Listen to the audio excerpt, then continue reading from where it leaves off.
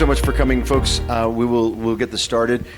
Obviously, it's going to change format just a little bit because it's going to be so much more intimate, but let's get right into it. So my name is Kevin Matossian. For those of you who don't know, I'll moderate the first half of the session. I'm a film producer from Los Angeles, and every time I tell people I'm a producer, they say, is there something that you've made that I may have seen? Well, we'll get this out of the way right now. Have you guys seen or heard of Star Wars Revenge of the Sith? Yes. Avatar, Gone with the Wind. I had nothing to do with those movies, but I did stay at a Holiday Inn last night. So, listen, we're going to get into the future of entertainment in some way. We all know that entertainment isn't what it used to be, not even close. Today, a 60-second TikTok can teach you macroeconomics, a podcast can move markets, and a single creator with a phone can outperform an entire studio. We're living in a moment where storytelling, education, culture, and influence have fused, and the rules are being rewritten in real time. So today with this fantastic panel, we're here to unpack what's actually winning attention, which formats are dominating, where the creator-powered revolution is headed next. Think of it as a fast, open town hall style session, insightful, a little unpredictable, and hopefully a lot of fun. I'm going to ask some questions, and then hopefully we'll be able to turn it over and get some questions from the audience as well. But before we do, I just want to quickly introduce the panel. On the very far end, we have Carlo Rizzo. He's the founder of CinemaO and the Black Cube, reimagining the future of cinema, film tech, and immersive media. Right next to me, we have Niklas Schwab, content creator and founder of Hedgefonds.Henning and Hyper Magazine, the meme-fueled Gen Z finance voice building massive influence outside of legacy systems. My new friend Sarthak, who is he's a content creator. Look, I had to write it down. Sarthak, last name is Huja. Is an investment banker by background, but he's also a content creator in finance, leading a very, very large audience at this point. So, without further ado, let's just jump into some quick questions to all of you, and then I'll find some singular questions as well. So, entertainment used to be something that we sat down to watch. Today, it's something that follows us all day long, wherever we go. In one sentence or two sentences, what has fundamentally changed? And Carlo, let's start on your end and come this way. I'm going to be a little contrarian here. First of all, thank you for the introduction. And we're building a physical cinema. So what I'm telling you that I think I'm seeing as changing is the search for to go back to the collective experience of film. So at least in cinema, there is a push, not only from the point of view of creators, but also from the point of view of audiences that, at least in Europe, and I make clear, we're based in Milan, and we have a good grasp of the European film ecosystem. But that is something that we're also seeing audiences in different ways also of imagining what a cinema can be. But it all centers to the idea of going back to that collective experience, to the physical space.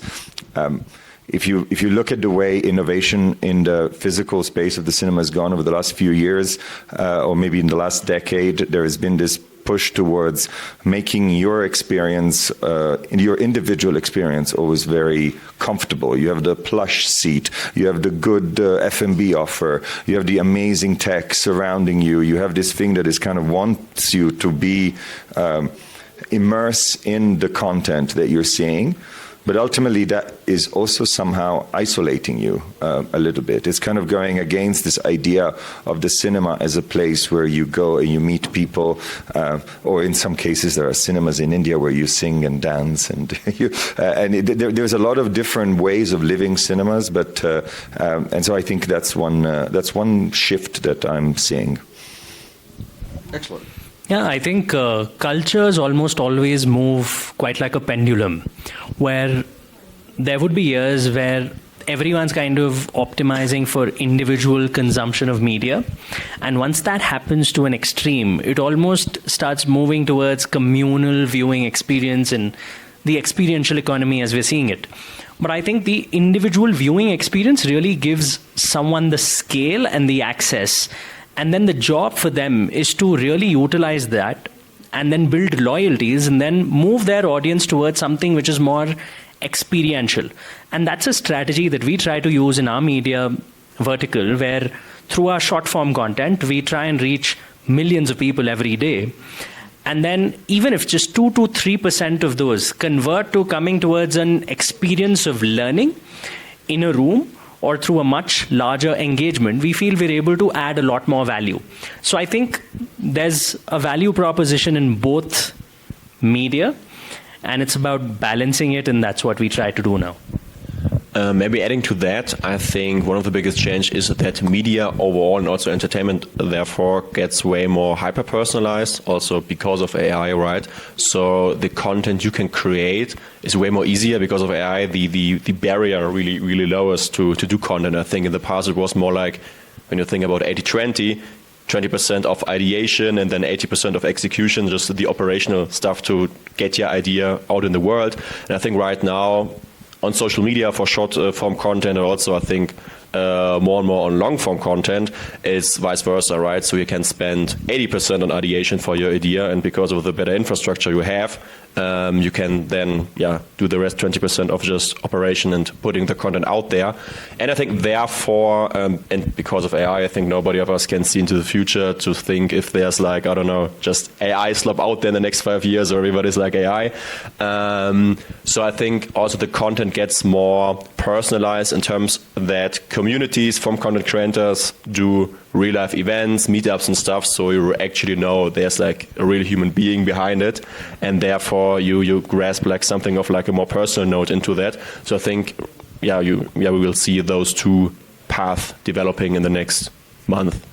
Fantastic. For the record, I am a traditional theater goer. I love to watch movies with audiences because I feed off everyone's energy. So it's a format I hope and pray never goes away. But I am also a technologist, so I like to see things changing and evolving. So everybody on this stage here is competing for attention and competing for audiences, and that's not a bad thing. That's a good thing. So I'm just curious, and there is a significant difference, but what is harder today, getting the attention from the audience or keeping it? And we can maybe go back in that direction. Niklas, if you want to start, please. I think actually keeping it, because I think right now you can go overnight with like one reel or TikTok or stuff. It's not that complicated, because also you can, I think social media and all the big social media platforms are or got way more data driven, so you can basically analyze outliers and stuff to like force in some way like a trend, one viral video. But I think then continue this quality and like staying up to date for like years and months and like build a real community in your niche or your industry. I think that's like the hard part, right? Because I think it's the same in every like art industry, right? I think they're like musicians who have like one good song and then they disappear, and good ones have like several good albums and stuff. So I think it's normally in like the creative industry, right? Yeah, I think I would agree with it. And also to add to it, if you were to study the greatest artists in the world, not just painters but sculptors, I think you would see this common theme where being prolific is underrated. The biggest artists, fashion designers, painters, songwriters have practically written or created something every day of their lives. And if they've created 3,000 pieces of art, maybe they're known for the best 10 or 5 or 20, but it takes that much creation to really own your craft. And I think to that, it may be really easy for someone's video to go viral and suddenly, be known overnight, but to really keep it is the hard part. And I think that's where discipline, consistency, and really trying to upskill yourself every day comes into play, because if the barrier to entry is so low, how do you keep evolving, and how do you keep learning and beat the competition? That's exactly right. I like the fact that we are kind of split on this panel. We have two very strong perspectives on social media creators, and so, which I think is a kind of video creation that has its own dynamics and its own value system. And perhaps if I could put myself in the same camp as you, Kevin, we are more on the kind of film side, which is not necessarily about long form or documentary. It's more about, I don't know, I think it's more made of people that are out in the world trying to tell a story that is not necessarily their story. And I think that makes it for, of course, different formats, but also a different relationship with audiences, which then goes back to the question, which is from my perspective, from what I could see, there is a lot of difficulties in acquiring audiences. There's some data which I think is from 2023 now, or no, 2024 now. The 2025 set has not come out yet, which says that in Europe there's been about 2,500 films that have been produced, and in this particular lot, I would say that maybe less than 20% make it to cinemas, go past festival stage. And one really needs to wonder why that happens. And I don't believe it's a question of quality.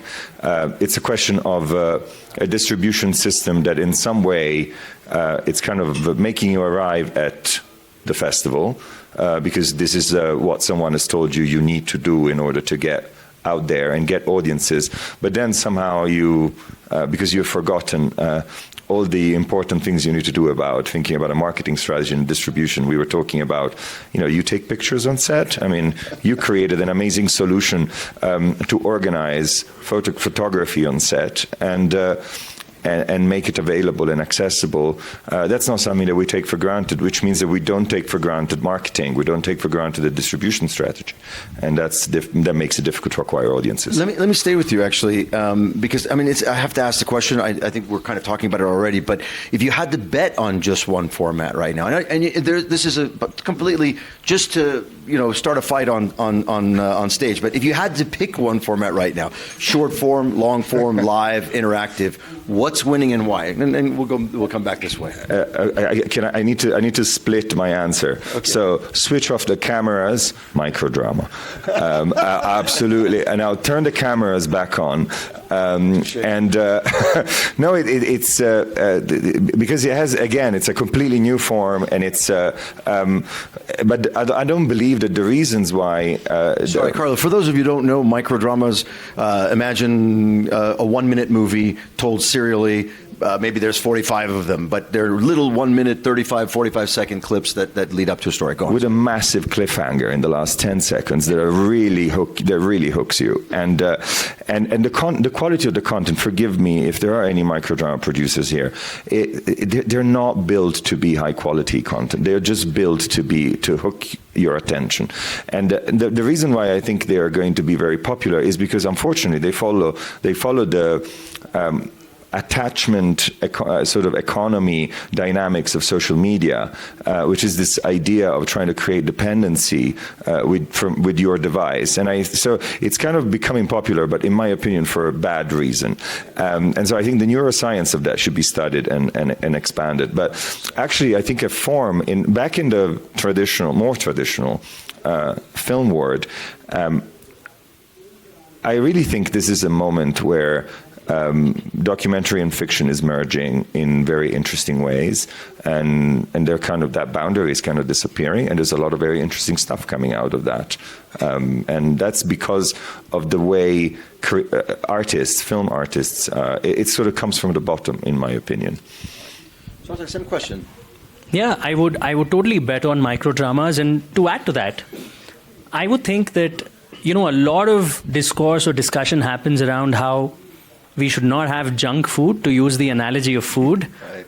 But if it's junk, there's a big market for protein chips, right? And I think short form video is quite like protein chips, where it's giving you junk. But if you could just add a little bit of learning with entertainment, I think that's a big gap that people are not really tapping on right now. And I think it's well established the world over that people are not consuming news on TV. They're not really reading newspapers anymore, which is why this presents a huge arbitrage opportunity for people who are experts in some way in their core field. It could be finance, it could be geopolitics, to literally understand the news, make it easier to consume for people who are on social media and make them feel just a little bit smarter every day. Because I remember growing up, when I studied finance, our professors would tell us, read The Economist every day, read the Financial Times, and all of the stuff would go over my head for about 2 years before I started really understanding it.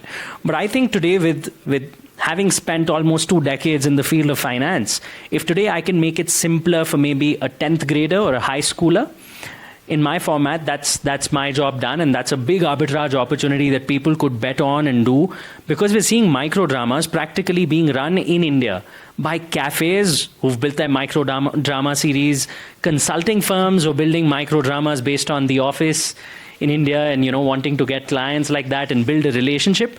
And I think it's definitely now permeating to knowledge professionals in a big way.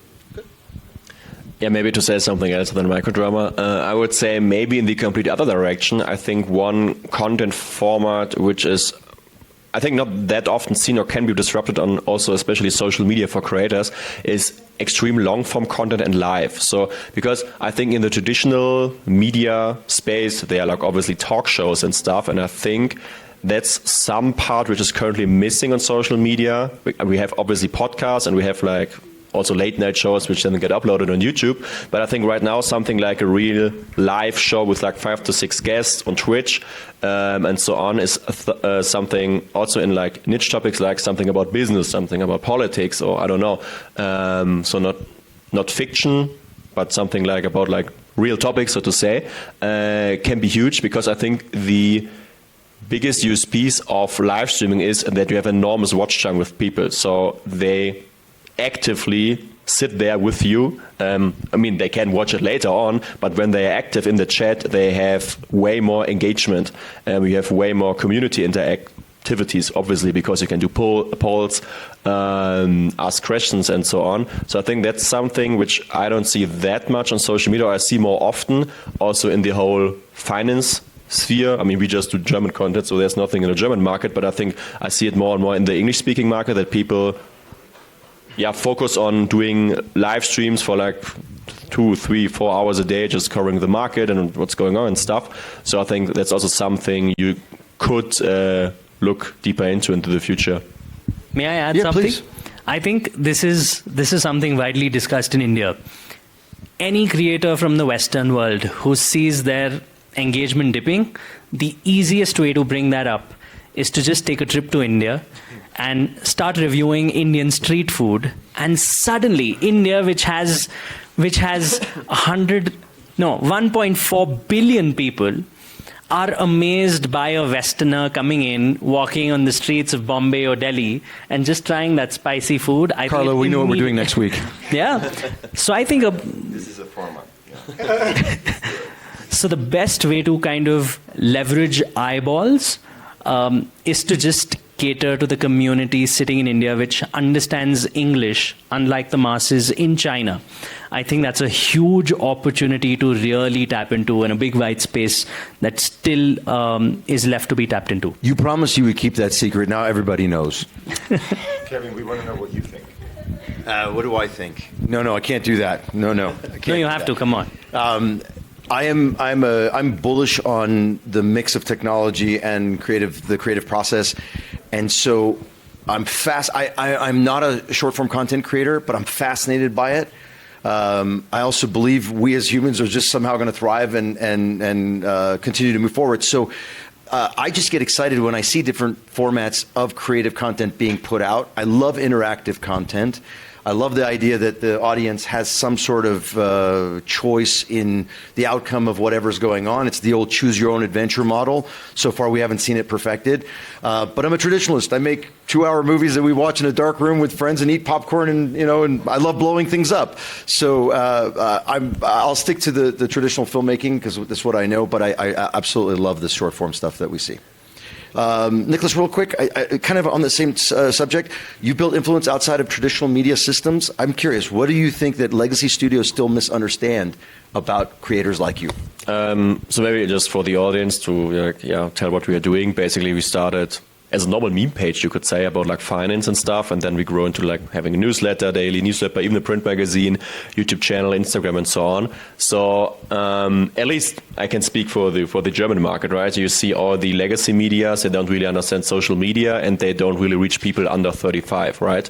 And if you look into the media industry as a whole, there's like a big change going on, right? Because I mean, it's a huge industry, and obviously change means somewhat opportunity. And I think the way people in my generation are consuming media has fundamentally changed. So I think there's no like one big brand. You don't, for example, read one newspaper where you have like one part about finance, about sport, about culture. You follow 2 or 3 sport influencers, 1 or 2 like culture influencers, maybe 1 or 2 finance influencers, and so on. So the way, because of social media works, it gets way more individualized.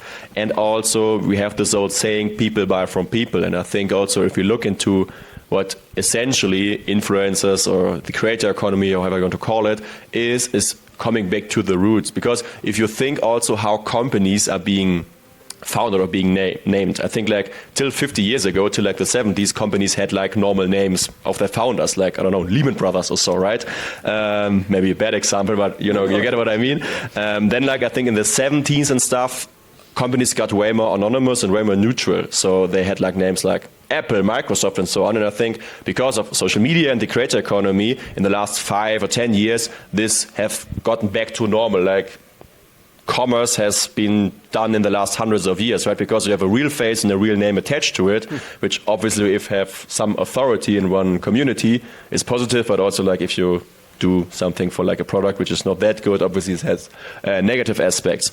So I think that's one way which fundamentally changed the media industry, and is also going on to change.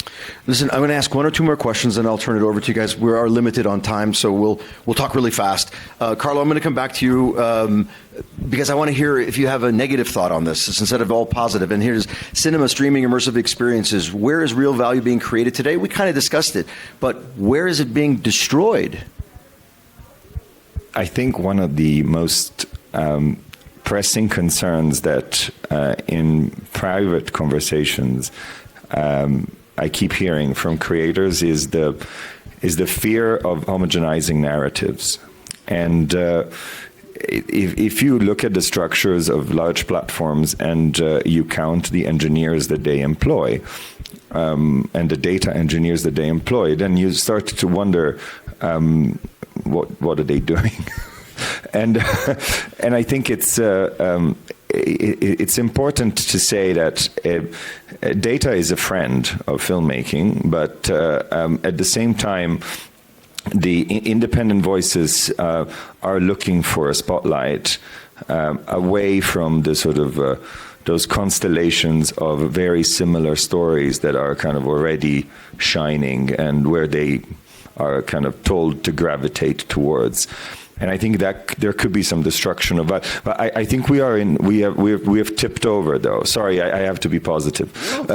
I think we've tipped over there. I think there is, even in the platform world, you see the emergence of smaller platform, niche platforms, things that are more specialized, geographically based platforms. There is archives that are coming back out from the dark and being digitized and being pushed out. There is a real sense that even home films are coming back out and being used by filmmakers. There is a real sense that fight against homogenization has gaining momentum. That would be my 2 cents. Yeah, for the record, I very much agree. Let's put one more kind of future question out there, and then I'd love to hear from the audiences just so we can actually get some participation there. Looking forward, let's say just 2 or 3 years from now, what's the one thing about how we watch, learn, and scroll that you think will feel completely normal then, but maybe feels experimental or niche now? Niklas, if you want to take that one and start. Yeah, good question. I would say, I mean, we talked a lot about like vertical and microdrama, so I think obviously that's something huge which will, we see more. Because right now, I think in Europe there's no like market or like platform for that, for like maybe a French microdrama platform, or like a German microdrama platform, and so on. At least I don't know. So obviously I think that's going to happen. So you think your premonition is you're thinking that will become a normal form of content? Yeah. Like today it does feel very experimental, but you're saying that you think I think in very normal. Like in 3 to 5 years it will be completely normal, because I think in the end, and the stuff you watch at TV, right? So the afternoon program, I think it's from the perspective of human psychology, something similar to the stuff I see right now on microdramas, right? And just basically the delivery of the message has then changed from like long-form TV to like, having 1 minute micro videos. But yeah, I think also maybe for traditional movie, I think the whole AI stuff in terms of special effects can be huge, but I don't know why, to be honest. So I'm looking forward to see that. And I think also maybe the way, basically you can get creative with AI because the way maybe you can change as an actor your face and stuff, and also being involved into that. I think there's like a lot of opportunity we don't see right now, because I think that's the coolest thing also about AI. It's like a tool, and like the human creativity is like infinite, right? You can do whatever you want. So but if I have to bet on something, obviously I would also say vertical dramas. I think to your question about how learning is going to change, I think there are two things that we're looking at right now. First is turning professors into personalized avatars or coaches for individuals. For example, we've uploaded 3 of my books that I've written and linked it to an AI model to say that constantly keep scraping all the content that I put out on my newsletters, in my videos, refer to my books, and create a personalized chatbot where if anyone wants to ask me a question regarding would silver go up, looking at all my body of data for the past 7 to 8 years, what would be my answer today to them, given their facts, is something that we're already working on. And I think if you want to learn valuations from, say, Professor Ashwath Damodaran from NYU, you could go and speak with his chatbot and he would explain it in his way to you based on how well you understand, and also quiz you to figure out how well you understand. I think that's one. Second thing that we're really looking at in EdTech in Indian classrooms today is in one of the B schools where I teach.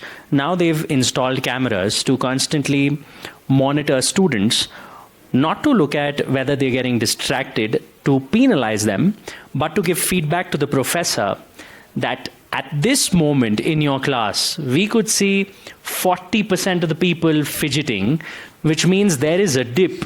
So it's almost like building an algorithm onto your teaching so that you keep your students hooked and improve their learning. So it's almost like how we consume social media content.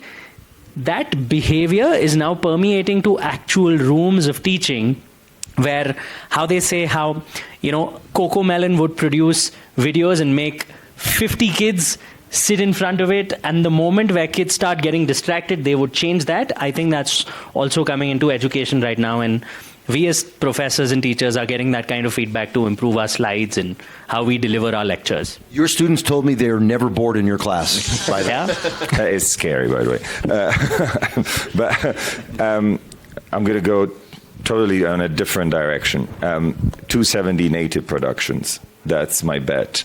And I don't know if you're familiar with what I mean, which is basically films that are produced using cameras that record along 270 degrees, and then are projected in cinemas that are immersive on 3 angles. And don't think of the sphere. That's sort of complicated. I'm talking more simple, something that you are kind of still in a box, but you have this immersive thing. And I think the reason why I think that's interesting, and the reason why I think it's going, is right now it's experimental. There's an amazing studio in Finland called Fireframe that is experimenting with this. But the reason why I think this is going to happen and going to be big in the future is because it is at the same time very high tech and very interesting, and also from a production perspective, it kind of really changes the dynamic of how you shoot a film. But also from an experience perspective, all of a sudden it kind of puts you in the middle of the film, and that I think is conducive to a more collective experience. So it kind of brings me back to my original point. I love it. You guys have to understand, as filmmakers, we need that interaction of the audience. because this gentleman may not laugh at a joke that I put out, but these do, and it really propels the room. We've got a 10-minute warning. You're laughing now. I appreciate it. I started to pick on. Okay, I want to do a question and answer. We have 10 minutes, and then the next panel is coming on. Please. And do you want to just stand and project, please? Yes, hi. My name is Lucy Chow. How do you all feel about the potential consolidation of the industry? So I'm talking about Warner Brothers, Netflix, specifically the impact for creatives. I hate it. Should I go next, or do you want to go? Yeah, I think I'll give you my 2 cents of speaking with the largest movie producer in India last week. And there have been 3 very big deals which have happened in the past 12 months in India specifically, where big production houses are kind of getting merged and they're getting primary funding and then some part of acquisition. And that's because in India what they're looking at is the total size of the pie for traditional movie going is not increasing as much. And I think part of it is because of the fact that there is a restructuring in the business model where they're now experimenting with more grander community viewing experiences. And a lot of the traditional movie production businesses are now adding verticals of talent management, VFX production companies. So there's a lot of consolidation happening, not just horizontally, but even vertically. And that typically would happen when profit pools in your core business reduce. So you're kind of trying to optimize for profits. Because for almost 5 years, they've looked down upon digital creators saying, this is not pure art. But now they've realized that if there's someone who's creating larger impact or getting larger attention without that spend, they need to start rethinking the business model. And I think that's kind of become a reality now. I think it's an inevitable, and I'll give you a perspective which is the exact sort of from the opposite angle. I think it's inevitable, this consolidation. It's and one of the things that it's doing, hopefully, is creative the incentive and the urgency for independent productions to kind of organize themselves. When we started thinking about building a physical cinema, we built a community around it, and we started conversations about film tech, and we just wanted to kind of create conversations. And what became obvious is that what we needed to do and what we are doing is to create a platform to help independent creators protect and develop their IP. And that's the main driver. The urgency comes from the fact that that consolidation is connected to the grand narratives that are going, and the globalizing narrative that are going to go out, and hopefully that triggers a reaction. I'm going to qualify my hatred really quick. And the problem is, over the last 20 years that we've seen the advent of the streamers and technology companies creating creative content, technology and money being thrown into it, the problem is you have to feed the machine. So we're less discriminatory on what we make. We just have to make a lot of it.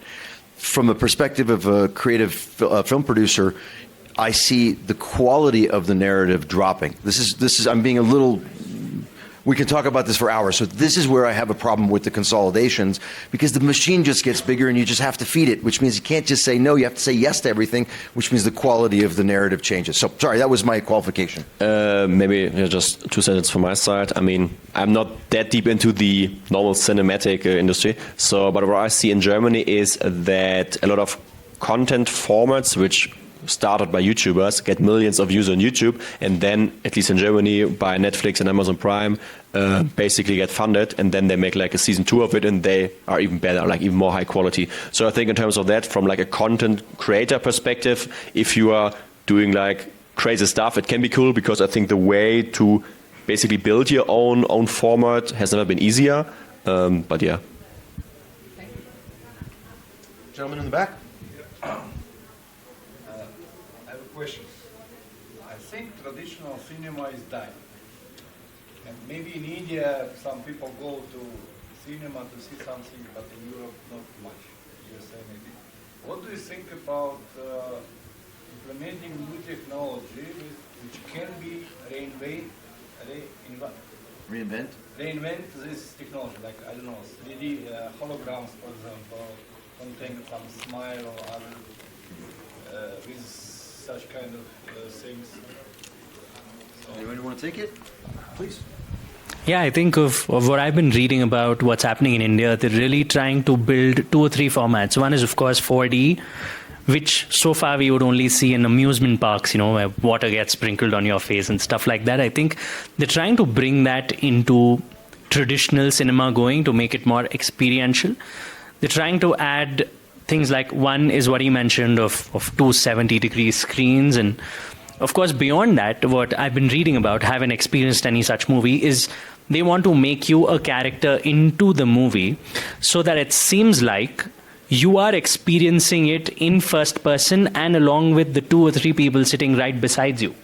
So I think it will move towards more experiential in all these ways, and it's already happening.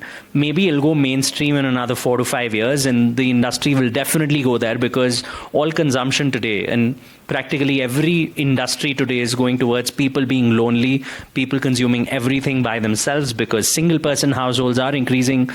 So, I mean, you have to ride the wave, which is why individual content, short-form content, customized content on your algorithm will continue to work.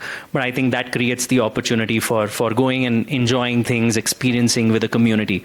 That's where all these changes are happening.